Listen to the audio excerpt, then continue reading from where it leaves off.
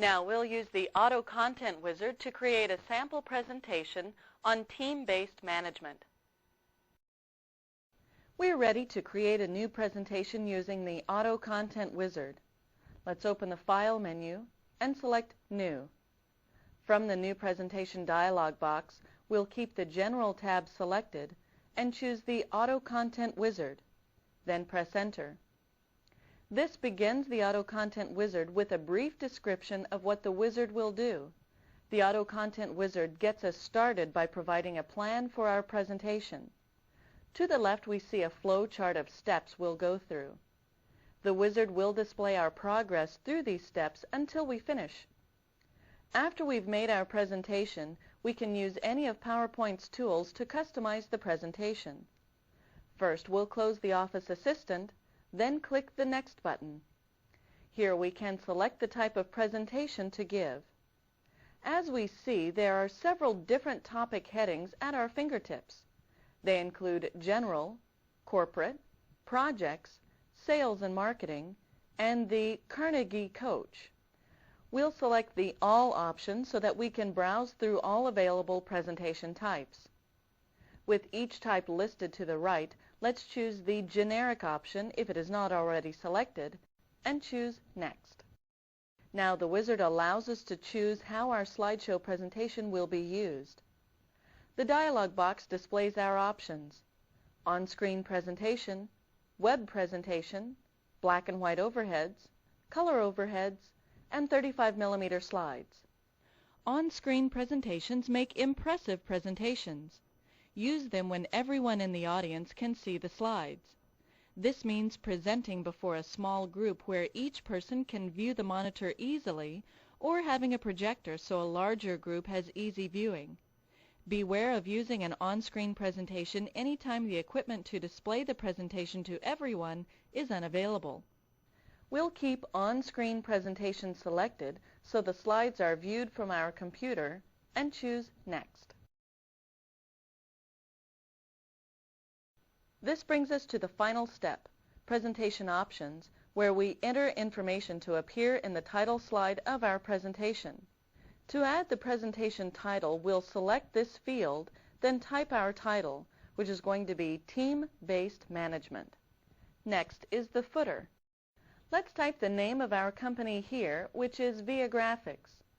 Below is the date last updated and slide number option.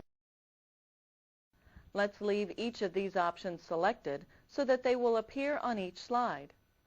All we have to do is click the Finish button to create the new presentation. PowerPoint now displays the presentation in normal view using the information we entered. Let's direct our attention to the outline window pane, which resides along the left side of the screen. Notice the slide icons and bullets. Each number represents a different slide. Notice that our name has automatically appeared under the title in the first slide. This is helpful because it tells a target group who is giving the presentation. Slide 2 displays the word Introduction and a brief description of the type of information that the Auto Content Wizard suggests for that slide. This is how we're prompted to enter our own information. Using the mouse pointer, let's select the word Introduction. We'll replace this text by typing an effective management tool. Then we'll select the first bullet below the introduction and type Develop Self-Managed Teams to provide solutions. The second bullet asks us to identify ourselves. Since we have already identified ourselves in the first slide, let's highlight this bullet and press Delete on our keyboard. This will drop our cursor down to the title of the third slide, Topics of Discussion. We want this to say a little bit more about our presentation. So let's highlight the original text and type, There are different types of teams. Let's highlight the bullet under our topic on slide 3. Let's type Short-Term Teams to replace the text on the first bullet. We'll press Enter to create a second bullet and type Long-Term Teams. We'll press Enter again to create a third bullet and type Hybrid Teams. Let's move on to the first topic in our presentation, slide 4. In the outline window pane on the left side of the screen, let's highlight Topic 1 and type, "Why are teams useful?" We need to show some subpoints beneath our main points on this slide. Let's highlight the first bullet and type, "Fast Changing Marketplace." Press Enter to create a new bullet and type, "Globalization." Press Enter again to create another bullet and type, "Technological Changes." Now we need to move the two bullets that we just created to become subpoints under our first point about the fast-changing marketplace. This is called demoting the item. First, we need to ensure that our cursor is within the item that we want to demote. So let's click within the word globalization. In an outline hierarchy, we find that the main points are aligned to the far left. Subpoints indent to the right below the main points. When we move a point in support of a point, we demote it. If we were to move the point out to the left margin again, we would be promoting it. To demote this item, we go to the Formatting toolbar and click the Demote tool.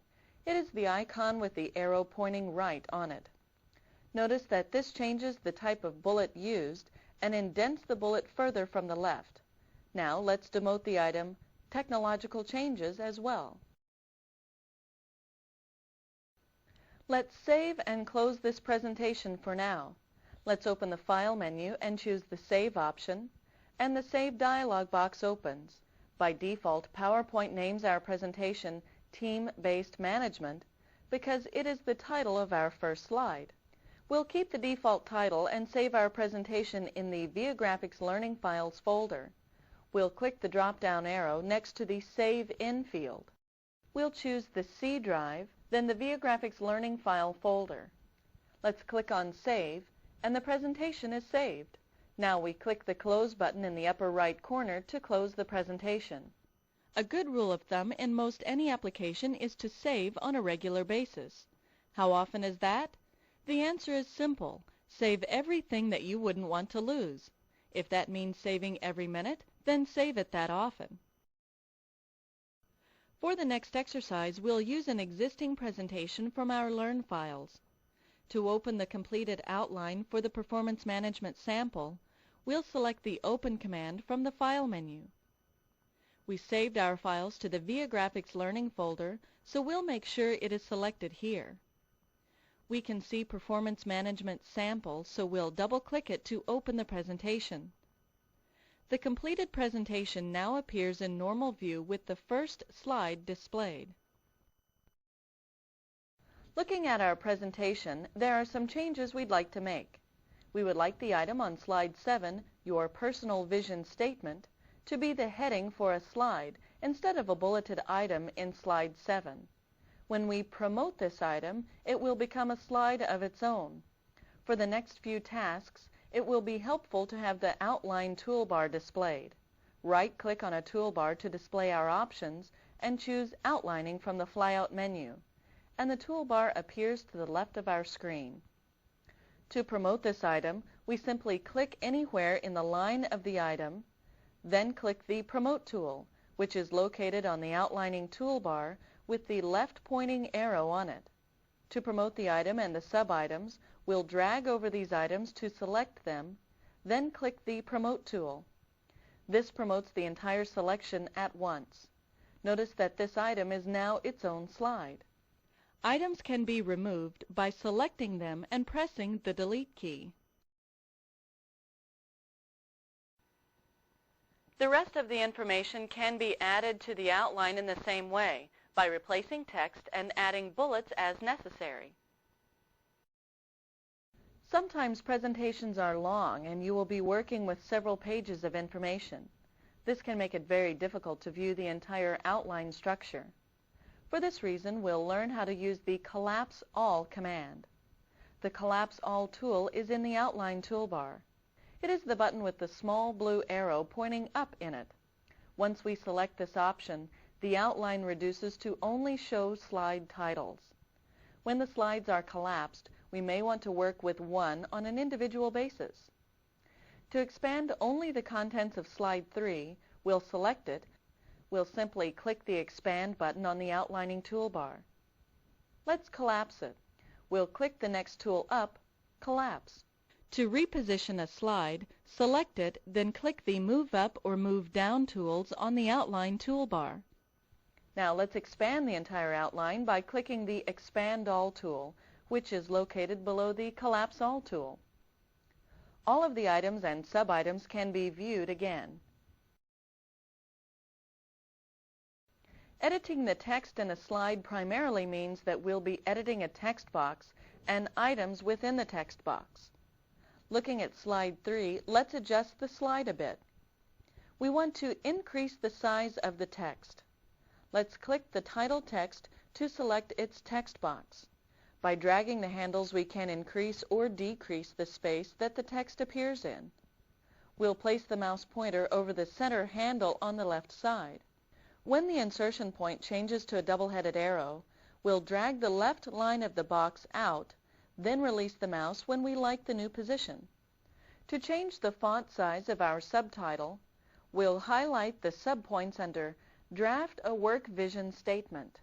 Now we go to the Formatting toolbar and select the Font Size tool. Notice that this text is using point size 20. Let's increase this by clicking the drop-down button for font size. Now we'll select size 28.